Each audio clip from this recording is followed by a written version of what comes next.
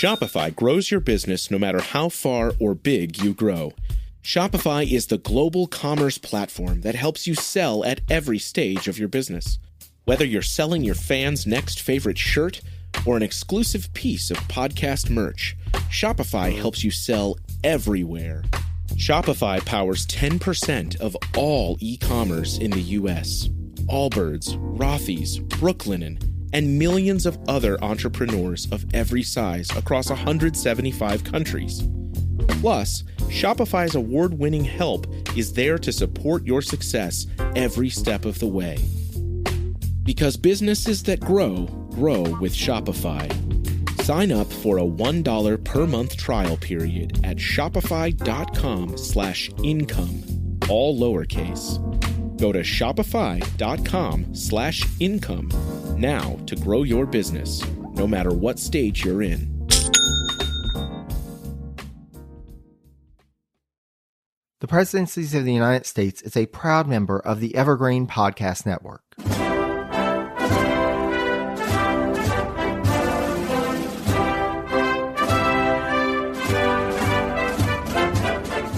Hello and welcome to the Presidencies of the United States. I'm your host, Jerry Landry.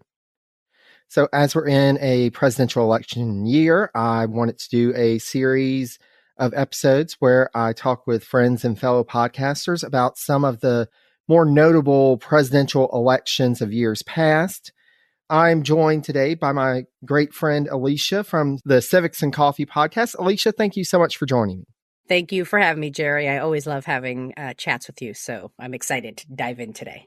Absolutely. And this is going to be on an election that you've been covering in a series on your podcast recently, and definitely one of, if not arguably, the most impactful election that we've seen in U.S. history, the election of 1860. Yes.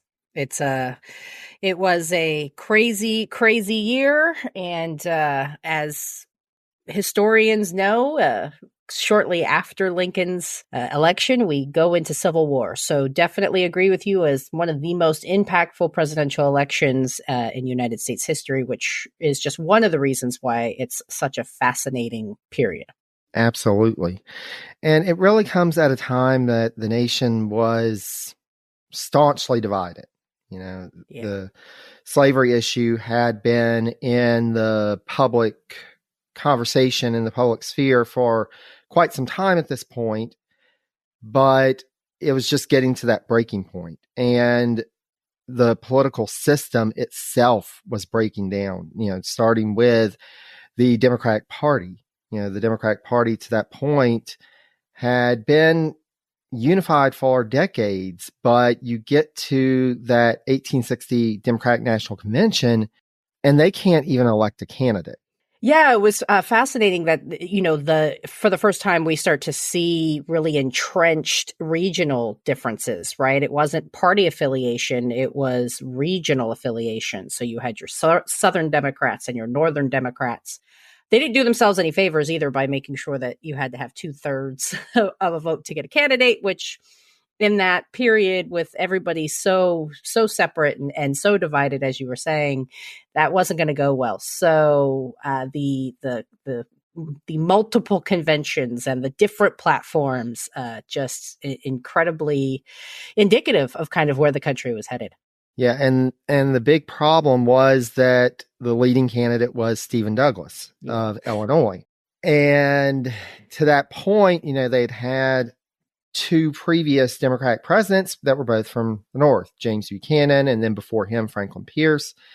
And Southerners were just not feeling it. And so they made sure that 2/3 rule stayed in place and that it was 2/3 of the whole membership of the convention, not of those voting, because Douglas was getting close. Like, they needed 202 votes to win if that was the rule. Douglas, for at least 3 ballots, he was up to 152.5 votes. He was so close, but 57 ballots and no top contender. Yeah. Yeah. Just, again, kind of that crazy, they couldn't come together. They couldn't figure out some compromise candidates. I mean, Stephen Douglas is, you either love him or hate him. Yeah. Yeah. And, when the Southern Democrats actually come together and they decide on John C. Breckinridge, you're kind of like, okay. I see that. I see why you guys went that way. And just the fear and the division so pervasive in that party. Yeah. Yeah. And so, like you said, Alicia, we end up with two Democratic candidates, Douglas and Breckinridge. Douglas was elected by the Northern delegates, Breckinridge by the Southern, but that means the Democratic vote is divided. And so then you have to go to some of the other parties that were around. So, of course, the Republican Party is relatively new. This is only the second presidential election that they're competing in. And they end up with a guy you may have heard of, Abraham Lincoln of Illinois, minor figure in American history here. Wasn't he just a backwards lawyer? I mean, come on. Yeah. Well, and it speaks to, like, this is one of those elections where any other time Lincoln probably wouldn't have been the Republican candidate, certainly wouldn't have been elected president. Spoiler alert, that's where this is going. But it's just interesting that he ended up getting that nomination to begin with. This is Alex Hasty, the host of Ohio versus the World, an American history podcast. On Ohio versus the World, we'll travel back in time with the authors, historians, and even witnesses to visit the most exciting, consequential, and too often overlooked topics that have shaped America's history. There seems to be an Ohio connection to so many important moments. When you said Ohio versus the world, we did some damage. So join us and we'll take a deep dive to enlighten, educate, and entertain you as Ohio versus the world makes history fun again.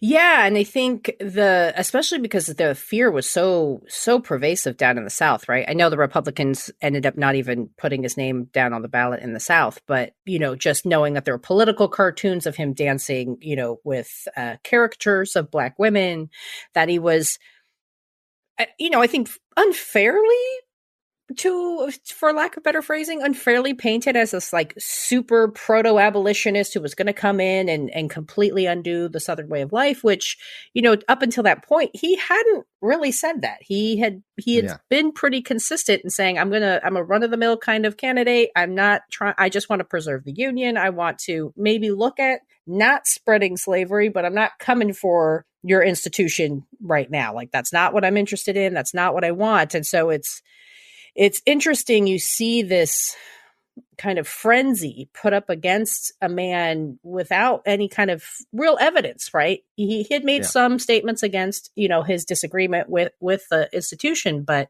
where they went with it was incredibly fascinating, I think. Yeah.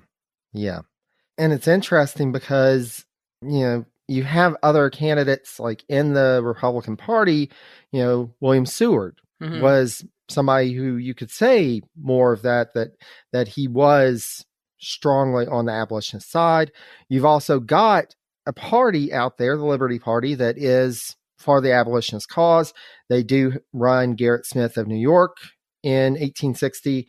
Of course, that candidacy doesn't really go anywhere, but he's out there. Yeah. But there are definitely other folks that they could put that label on more than Lincoln, but Lincoln becomes this almost lightning rod that Southerners just attack, and it becomes, he becomes the boogeyman to them. Mm-hmm. Yeah. Well, and I think too, there was some deep concerns amongst the political elite in the South, right? That their dominance that they had been enjoying for decades at this point, in DC was kind of on the line in 1860. They had enjoyed several Southern presidents. They had enjoyed kind of control of the House and the Senate. And I think, again, this fear that suddenly they're going to lose the grips of power and what that is going to mean for them and their way of life, I think helped perpetuate this fear, and planting these stories in Southern newspapers and creating kind of this this kind of chaos for a man who had thus far been pretty run of the middle of the road moderate. So interesting how it all kind of comes together. Yeah. And you bring up that power that the South had in the federal government for so long. And this goes back to the Constitution. You've got the 3/5 clause in there that gives Southern slaveholders, Southern planters more power because the people that they enslaved were counted towards the population total, though they couldn't vote. And so this gives them, you mentioned that there were so many Southern presidents leading up to 1860. And part of that is the fact that they've got this additional power out there. You've got a smaller part of the population who has a larger role in Congress, in the presidential elections because of slavery. And if that hadn't been in place, they wouldn't have had that. But we're seeing trends are changing. Demographic trends are changing. The South, the population is growing, but not nearly as much as the North, not nearly as much as the West. Things are changing. And so there is this fear out there. But then there's also a fear of disunion. You even have people in the South who are saying, yeah, we need to figure things out. And we need to do it together. We need to stay as a nation. And so you end up with this Constitutional Union Party that comes together around the candidacy of John Bell of Tennessee. And basically their platform is keep the Union. Let's don't talk about slavery. Let's don't talk about any other issues. Just keep the Union. Just don't say anything else. Yeah. And again, kind of doing a wink and a nod to Southern power, right? Picking John Bell from Tennessee, who is a Southern candidate, and saying, look, we're really, we think the Republicans are too liberal or too far outside of the realm of kind of that middle of the road.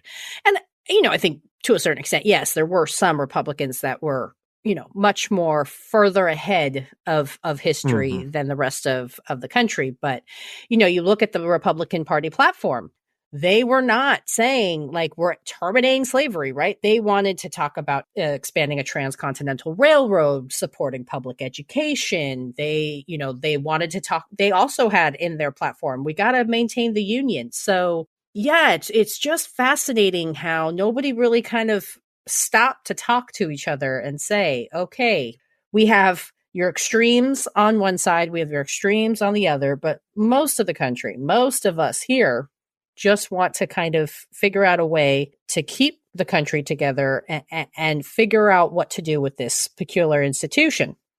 I mean, I think you could say, right, like the country was at its breaking point and something had to happen. But again, that failure to do that dialogue, I always think of like, Henry Clay and James Madison, like these guys that were able to figure out these like little temporary solutions, but they were compromisers, right? And it's sad that at this point, and, to a certain extent also too, like at this point, there is no compromise, right? We have to make a decision as a country. Yeah. We are on history's doorstep. You're either going to continue this or you're going to end it. And so now we have the election. Yeah, because for, generations at this point, that can have been kicked down the road. They would come up with these small compromises that would be a Band-Aid, but the larger issue is still there. Yeah. And it's interesting because this isn't talked about as much with the election of 1860, but as I was digging into the election and doing my research, Sam Houston at one point was put forward as a candidate for the People's Party, and he withdrew from the race on August 16th and urged the formation of an anti-Lincoln Union ticket because he kind of saw the writing on the wall. There are already a lot of candidates out there. Yeah. Maybe I don't need to be one more and split the vote even more because that would mean that Lincoln will probably be elected. Yeah.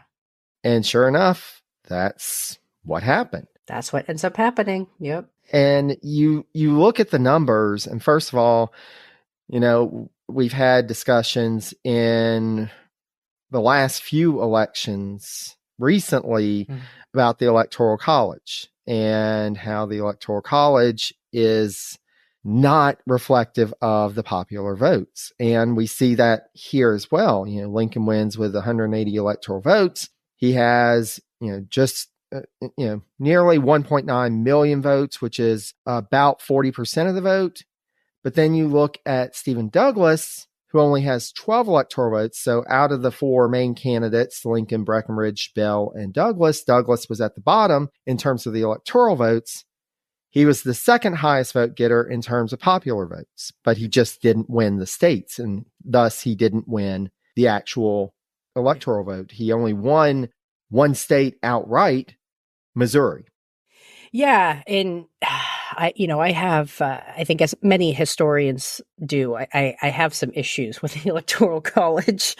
Think it definitely needs to go through a second round of revisions. But yeah, I think it's fascinating that we start to see the difference here between just how the population is kind of dispersed throughout the country and what that means for votes, and kind of the power that the Electoral College will come to play in a lot of future elections, not just this one, but fascinating to kind of see it play out.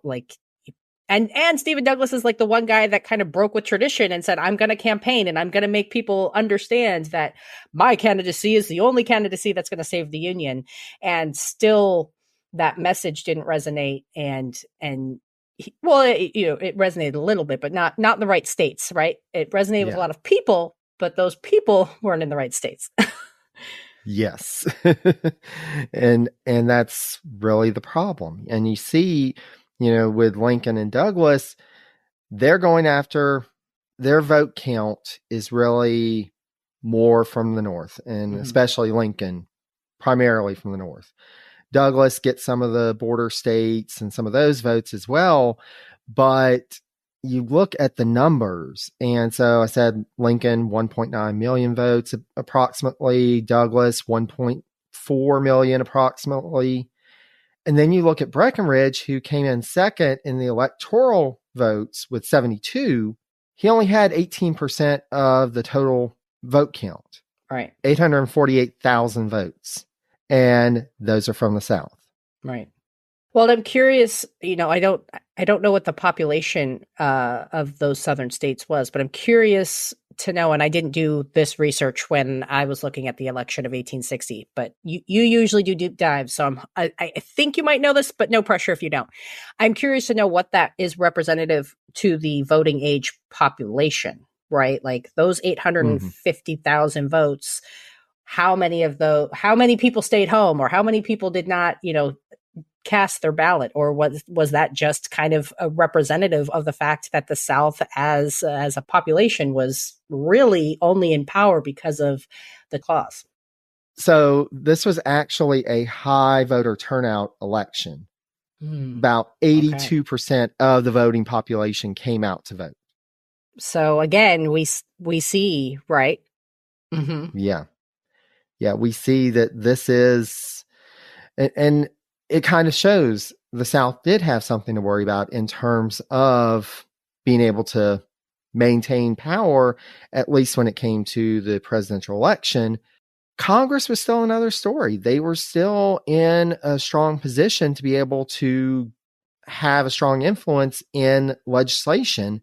And it's interesting. I think it was the Road to Nail podcast that they were talking about this election, and they're like, instead of realizing, hey, we've still got some power, we can still do something, the South just says, no, we're done. We didn't get what we wanted with this election, so we're done.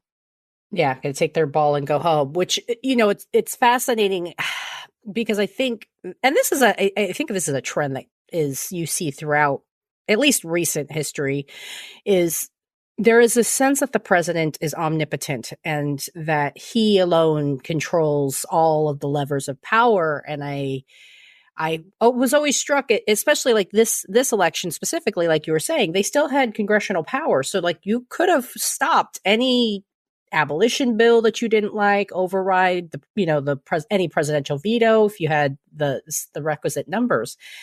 And like, to your point, Jerry, they just said, well, no, the president is going to do all of this. And it's like, he doesn't act alone. He's one part of a three branch of government. So, yeah, fascinating how that all plays out. Well, and especially that this is after the presidencies of Fillmore, Pierce, and Buchanan. You really, you didn't see those guys. They are proof positive that the president does not have that much authority. Right. But it's, this just becomes this crisis point. And you see, like, when you start to break down some of the numbers in the election, it's fascinating. So the margin of victory was less than 5% in 10 of the 33 states at that point. Whew. In fact, Bell, who, he ended up winning 39 electoral votes, only got 590,000 votes in the popular vote. He did win Virginia, but only by 156 votes. That's razor thin. Yeah. And again, this is something that we've seen, more recent elections. Yeah. It speaks to the importance of where the votes are coming in, how close it is, and it can be really close. It can be down to 100-something votes. Yeah. Yeah. Well, and as imperfect as the Electoral College is, and as much as, for the most part, yes, we are not technically electing the president, they, in most states in the union, right, they have to kind of go with what the popular vote was. So 156 votes, right? Like, if those 156 people decided to stay home and one more person came on the other side, right, it could have been a little bit different. And I think that's where I still like to kind of tell people, I know it feels like your vote doesn't matter, but it does. Yeah, it's so odd because, the fact that you have that many states in contention, in part because there are 4 main candidates out there. And you see, like, Douglas, the only state he won outright was Missouri, but he only won that by getting 429 more votes than Bell. And it just speaks to there was a lot going on in this election and a lot going on kind of in the public sphere at this point. Yeah. Well, and this was throughout the election, I looked in my research and I saw that, Lincoln was facing threats of assassination. And I was trying to think back. I'm like, I don't think this is the first time really that a candidate is threatened with physical violence. And, I was thinking back to Joanne Freeman's There Will Be Blood, right? Her book about congressional violence. And I think to the larger point that we were making about, well, yeah, Congress has so much power. I think too, Northern representatives were getting more and more radicalized, right? They were saying, look, we've compromised with you as much as we can. You continue to push. Nothing's ever good enough for you. The people that elected us really want us to take action. And so I just think there was this kind of building sense of like, there needs to be a confrontation. We need to make a decision one way or the other. And it again, just fascinating how it all plays out. Yeah. Yeah. And it's so fascinating that, you've got these candidates and this, we see this a couple of times prior to this in American history, these pivotal elections where just things are changing. Everybody knows things are going to be different after this election one way or another. And this election, it just seems like it was so focused on the future and fear of the future. It seems like those were key to what people were thinking around this time and how they were reacting to this. And like you said, Alicia, it really speaks to the fact that this is the first election, and I can't think of any other presidential election except possibly if somebody was running against Andrew Jackson, of course, he would be threatening them, but physical violence against candidates. And it also speaks to how radicalized, and to your point, it's important to say in the North as well as the South, this is reaching a breaking point. This is, we're not going to be able to move forward until we figure this out, until we figure out what is going on here and how we're going to move forward. Yeah, the temporary measures kind of did what they could for a decent amount of time. We made it almost 100 years, so not too bad, all things considered. But yeah, I think the increasing sentiment, right, that something has to be done here. We can't keep doing these temporary measures. We have to address the issue, and being on both sides, being kind of more driven by the emotion instead of maybe putting on a legislative cap and saying, okay, legislatively, how can we do this? Helps kind of create this furor and this sentiment of like, Lincoln's coming for us. We must secede from the Union. We must, kind of establish our own government because they're not listening to us, when really the facts of the case are they'd gotten what they wanted for a significant chunk of time. So, yeah. And I think it also speaks to, and I'm actually reading this great book right now. It's called Scars on the Land, and it's an environmental history of slavery in the American South. And it's fascinating because it's also, as I knew this conversation was coming up, it's made me think, because basically it's talking about all the ways that the soil was depleted, that the environment was changing. It was becoming ever harder to maintain the plantation style agriculture. And so it almost makes me wonder how much that may have played into this, that the planter class was feeling the stress, environmental stress, as well as political stress, and knowing that something was going to have to change and not really knowing what that was. And to this point, the answer had always been, okay, well, the soil's depleted. We're not able to grow crops like we were. Just move further west, move into other territory. And you see part of that in this conversation because, in the 1850s, there was this push, well, let's take Cuba. Maybe we can take Mexico. Maybe we can just keep things moving forward. You have the Kansas-Nebraska Act. You have wanting to push into the American Southwest. And it's like just trying to keep pushing things out and pushing things forward. And that was the only answer they could come up with. And meanwhile, you have other people saying, this is ridiculous. And oh, by the way, slavery is ridiculous. We need to do something about this.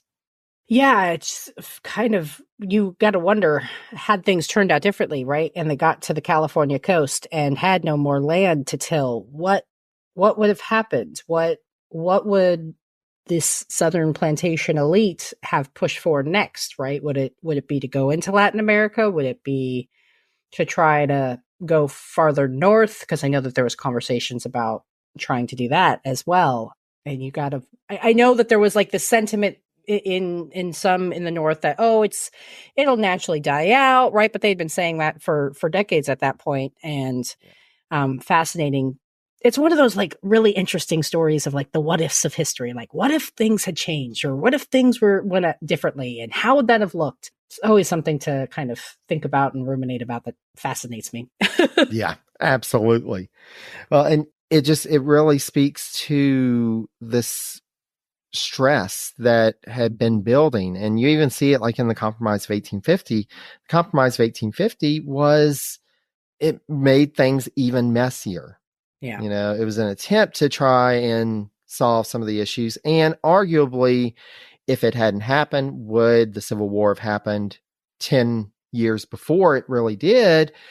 And would the North have been prepared? Would things have actually worked out where the North won the war? We don't know, but we do know that it created more stress. After that, you've got this new fugitive slave law that basically you've got people who are going into the North and claiming people who were never enslaved, bringing them back down to the South and enslaving them. You have this awful increase of barbarity. You have, and to your point, Alicia, I think you bring that up, that Northerners were getting fed up with this. It's like, Mm-hmm. okay, you got a lot with that compromise. Right. We didn't get that much, and then you kept wanting more. You end up with bleeding Kansas. You end up with the Kansas-Nebraska Act. You end up with all these things in the next 10 years, and still it's not good enough. You are still not wanting to give anything. You're not wanting to change anything. You just want to go and invade Cuba. Right. Expand at all costs, no matter what it takes. Politically, diplomatically, it didn't matter. It was, we're going to hold on to this system as long as humanly possible, regardless of kind of the shifting needs of the country and the way that the country was kind of evolving from more, from an agriculturally based society to more of an industrial based society. I know that was primarily in the North, but that's not to say that that's not something that the South could not have embraced, right? They had lots of water power, with the rivers and stuff. So it's fascinating that this was the hill that they wanted to die on. Yeah. Yeah. And it's interesting. And I know you've probably read some accounts of folks from the North or from Europe going down to the South and commenting on just how different it was. Mm-hmm. Yeah. Things, they were shocked by just how different it was. Like, is this still the U.S.? And it was interesting. So the book I'm reading, one of the things that they talked about, at this point, railroads are expanding. They're growing, but not as much in the South. It's more in the North and starting to go west. They talked about the plantation system itself was a problem for creating railroads because railroads depended on kind of a stable population of markets. But if you don't have that, you can't build that infrastructure. If you're constantly pushing for new lands, you're moving things west or south, there was no impetus to develop a more robust railroad system, except for certain places, certain key cities, or, there was some mining industries that may be a good place to have railroads. But by and large, the plantation system didn't make for building this railroad network. And you see by 1860, there are vastly different conditions. The North is growing. The North is booming. Industry is growing. Transportation is growing. And in the South, you've just got this agricultural base that is kind of how it's always been, and they don't want to change. Right. Yeah, it's fascinating. I didn't think about that with the railroad. I know that there was a push to build and expand the railroad out west because they wanted people to populate the area. They wanted to start to create, new economic centers. And I imagine accessible government-owned land in the South was probably much slimmer than it was in the West, yes. Western territories. But thinking of it from that standpoint of, yeah, you guys keep wanting to push west, so why would we spend the resources to create a stop that's not going to be viable in 2 years, 3 years, 5 years? Yeah. Yeah. But kind of bringing this back to the election, you see these candidates, and it's interesting because you look at the candidates. So you've got Lincoln of Illinois, you've got Breckinridge, Kentucky, Bell, Tennessee, Douglas, again, Illinois. Mm-hmm. They're all, west of the Appalachians. This is the population center moving west versus the previous few presidents. Buchanan was from Pennsylvania. You had Pierce from New Hampshire. You had Fillmore from New York. And this is also kind of reflective and indicative of the population center is moving further west. And what does this mean for the future of the nation? Yeah. And new people coming from new territories with new ideas, right? That's kind of like a trifecta of bad things, I think, for Southern political elite and plantation elite who really just wanted to kind of keep the status quo and expand their practices as much as possible. Yeah.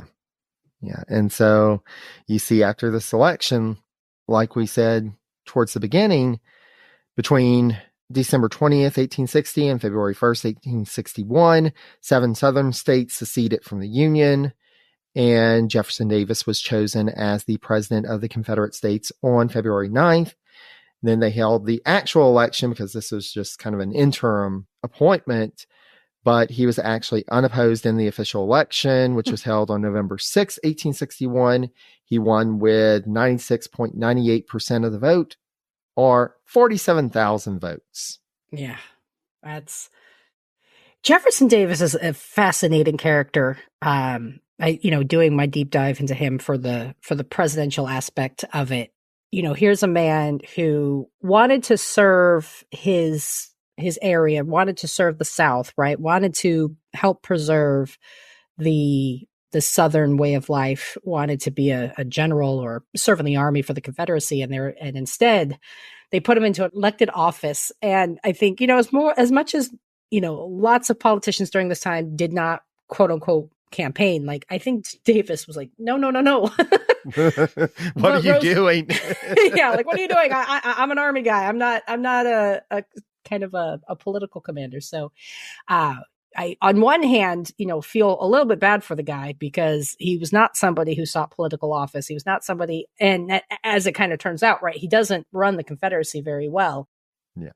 I think, part of that is a personal failing, and part of that is just the Confederacy, I think, was struggling to kind of have a consistent way of operating. And so, yeah, he fascinates me on a whole new level that I had not anticipated when I dove into his biography. Yeah, he's one I do want to do a deeper dive into, just because, just from what I know of him, he was really ill suited for the presidency of the Confederacy. And I mean, luckily we're glad of that. Yeah. But again, it's one of those what ifs, like if there had been somebody who was better suited for that role, what might have happened, or did it even really matter? Because again, you get back to this idea of infrastructure in the South. They don't have the factories. They don't have where they can really build out these supplies that are needed for an army. They don't have the transportation infrastructure needed to transport troops and supplies and material and all of this. Would they have been able to, even with a good president, somebody, a strong leader, was it ever going to work? Yeah. I think, not to go down, the counterfactual or the what we think might have happened. I think the only way the South could have pulled that off is kind of like what the colonies did during the Revolution, right? They had to get help from the outside. And I think there was some kind of overtures that they said, hey, if you support us, we'll give you a deal. And so, you wonder if they had somehow managed to convince another nation to give them the supplies, would that have changed things? Because, I think the difference in not having the material is they definitely had people more dedicated, I think, emotionally to the cause, right? And that there's something to be said about an individual commitment, right? Whereas the North was kind of like, okay, fine, let's do this. Whereas, members of the South were kind of, again, preserving their way of life or their hoped way of life. And so, you wonder what would have happened had things changed differently, though we're happy with how it worked out. Yes, we are very glad it worked out as it did. But it's also interesting, you see, like after Lincoln takes office, again, all these fears that, he was going to come into office and he was going to abolish slavery and do all of this. And he didn't. Yeah. In fact, he takes a very mild approach to states seceding. He's basically like, right now, we're just going to hold on. We're not really going to do anything, but we need to be able to resupply some of the forts that are still in the South. please let us do that. Oh no, you're just going to attack them. Okay, well, now we have to do something. Yeah, I read one of the many biographies that have been written about Lincoln. I think, but the name is by Richard Bell, but I might be having I might have that name wrong. But, he astutely very much kind of said Lincoln was put in the worst kind of position, right? Because you have to defend the Union without resorting to war, right? Because you can't be the one to issue the first blow, because then you're giving the South what it wants and saying, we're being picked on, we're being overridden by the majority. So he has that where he has to defend the Union without starting war, but then also save the Union without compromising. And when I read that in that bio, I was like, yeah, no, that's an incredible way to kind of put the quandary that Lincoln was in. No other president had to kind of deal with, the possibility that the United States was not going to exist after his administration, right? And that is, to think about that, right? You have to think. I know that there's lots of political punditry about, we're in a 21st century civil war.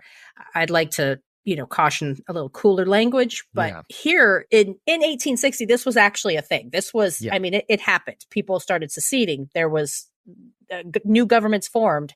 And how, as a president, would you kind of make sure that you're the president still of all people, even the people that decide that they want to take their ball and go home, and protect that Union without kind of giving in to that hyperbole and engage in violence. So he, again, right man for the right job. Yeah, it was. And I think that's one reason, I know for myself, I can probably say the same for you and so many others. I think that's one thing that really draws so many people to Lincoln and to learning about him, because this was, a Herculean task, and you had to know when to apply pressure and when not to, when to really be firm and when to compromise. It was this delicate balance for 4 years, and Lincoln navigated those waters. Was he perfect? No. Did he make mistakes? Of course, yes. And we see the Union here today. Right. And Lincoln had a large role in that and demonstrated what a capable leader could do. Now, granted, again, because the South left, Lincoln had a Congress that was more conciliatory to him, and voted more powers, voted to do what needed to be done in order to bring the South back in. He was able to guide things through Congress a bit easier than if the Southern congressman had been there. Right. And it's fascinating, because the South leaving, it almost became a self-fulfilling prophecy. What they were afraid of happened because they weren't there. Right.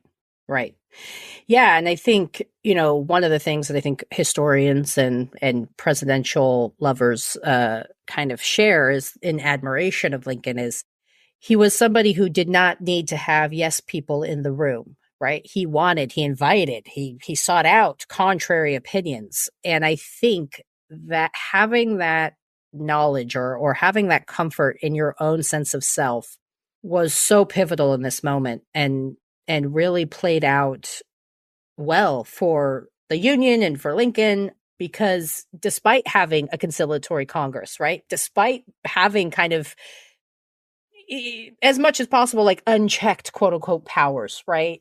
He still was very cautious, moved very slowly, made sure he was not the side that was going to fire the first shot. Even, the series of amendments that kind of put Black Americans into law as actual Americans and human beings, right? The 13th, 14th, and 15th Amendments. Those were, he was only the 13th Amendment was he around for to really kind of cudgel and make sure people got to his side. And he had plenty of opportunities to go a little bit more crazy, and he didn't. And I think that just speaks to his integrity. It speaks to his understanding the moment. I think that in so few people probably could have done. And I think that's part of the reason why he consistently ranks the top, right, of the best presidents in history, because he had such a monumental task ahead of him. And he was very, very cautious in how he moved forward, and did so with purpose, did so with integrity, and the country is better off for it. Yes, absolutely. And, also his ability, and, he had to do this during the election. He had to do this after the election because he had so many rivals. He had people within the party who didn't want to see him succeed, and trying to bring them into the fold. He knew that he needed to keep people united, but in that he had to figure out a way to placate them, or to give them something, or to compromise with them, or at least just have them at the table, if for no other reason than to watch them and make sure they didn't do something that he didn't want them to do. And that's fascinating because that's also part of this delicate dance that he was doing for 4 years, because he knew he had to keep them all together, because otherwise this war wasn't going to be won. And just the fact that he was navigating all of that, as well as, leading the war effort, it's fascinating. He was truly a unique person, and so many others. I mean, look at some of his predecessors, and they were already broken. Yeah. They couldn't have handled that stress. Yeah, he's keeping all the plates spinning while herding cats. I mean, that's a magnificent feat that he was able to accomplish. And again, I think it was one of those, the right man in the right moment for history, right? I just talking about presidencies, Dr. Chavinsky talks about how George Washington was kind of the right guy at the right time. And I think, and he's, again, also one of those who's kind of ranked a little bit higher on the rankings. And I think it's kind of the same thing, right? They both understood the magnitude of the moment. They understood how important their own individual actions were, and what precedents they were setting for their successors. And they understood really that the course of the nation was going to be made or broken by the actions or the inactions that were done during their administrations. And it's kind of an amazing feat that Lincoln remained as reserved and stoic as he did, and successfully got the country through it. Yeah, absolutely. And so, as we're closing up our conversation about this election, it really this was the end of an era. And, this elections moving forward would be different. Actually, this was the last election that you had a state that still was without a popular vote. South Carolina, the state legislature chose the electors. This is the last time that happens. After this point, slavery is done away with. The South doesn't have that same, they are still, once the Civil War's over, once Reconstruction is over, the South still has an influence on national politics, but not to the extent that it did prior to the Civil War. It's a different world. It's a different nation that comes out of this. And so that's why this election is just so fascinating to study. It really is the end of an era and the beginning of something new. Yeah, I agree.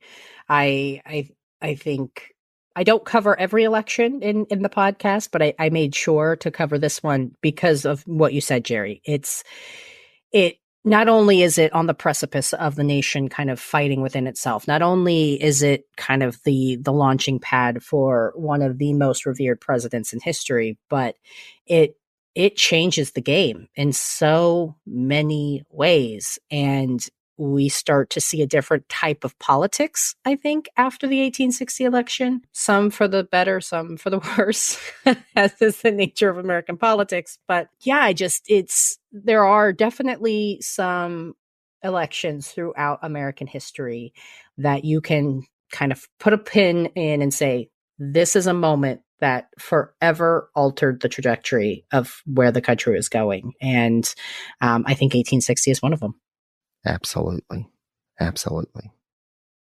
Well, Alicia, I cannot thank you enough for a wonderful conversation about a fascinating election. And I'm so thankful to be able to talk with you about this. For our listeners, Alicia, where can our listeners find you on social media or on the internet, and especially finding your podcast if they have not started listening already? And if you haven't, please, after this episode is done, please find Civics and Coffee. So, Alicia, where can they find you?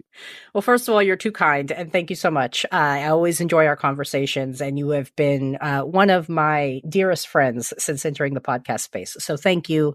Thank you again for having me on. I need to figure out a time that I can get you back onto Civics and Coffee. Look for that email shortly. But the show, you can find it really wherever fine podcasts can be found. So Apple Podcasts, Spotify, Google, everywhere. I also have a website, civicsandcoffee.com. So that's where you can learn about source material, read transcripts, and figure out ways that you can help support the pod. You can also stream episodes directly from the website. I am pretty active on Instagram and what used to be known as Twitter. I'm also trying to explore other spaces like Threads and the Blue Sky app. So it's a lot to keep track of, but I love engaging with listeners. And so definitely find me, follow me. I love engaging with people. So. And I will have information on my social media around the release of this episode. So you can find Alicia through there, but also on the page for this episode, I'll have a link to her website. So there are plenty of ways to find Civics and Coffee. If you're not listening already, Civics and Coffee is on my regular rotation. I always enjoy the perspective that you bring. And I always admire that in a much shorter amount of time than my usual episodes, you bring such insight and perspective. And so the fact that you can do that succinctly, I admire that. Well, thank you so much. I, on the other hand, wish I could expand a little bit more, but I have to remember the goal of the podcast is to get people interested enough to want to do their own deep dives. So I admire what you do and what you put together. So again, thank you so much. I consider you kind of the gold standard of podcasting. So I appreciate you having me on. Well, thank you. And likewise. And anytime you want to do a deep dive, you're always welcome on Presidencies. We will do the deep dive. Of course. Well, listeners, thank you so much for tuning into this episode. I hope you found it insightful, and please learn more about the election of 1860. There's so much more that we didn't even get to in this, even though we covered a lot of ground. So I'll actually have some information on books that you can find more information about. So that will be on the page for this episode, and you can find that at presidenciespodcast.com. Please, if you're not connected to me on social media already, I am on Facebook, Post, Mastodon, and Blue Sky as Presidencies, on the formerly known as Twitter at Presidencies89, and on Instagram and Threads as Presidencies Podcast. If you're not connected already, please connect. I always love, like Alicia was saying, I love to connect with listeners and just fellow history fanatics. So please reach out to me there. And until next time, stay safe and healthy, be kind to one another, and take care, dear friends.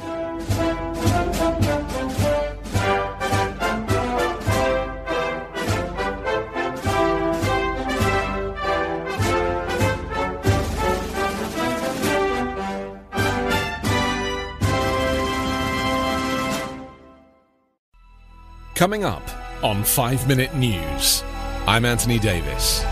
You might think it's partisan because maybe it's critical of one side or the other, but it's not. It's just the truth. And I think that's also something that's kind of unusual for Americans listening to the radio or to podcasts, because The news landscape in the States has been so partisan for so many decades, so 5 Minute News is verified, truthful, independent, unbiased, and essential world news daily.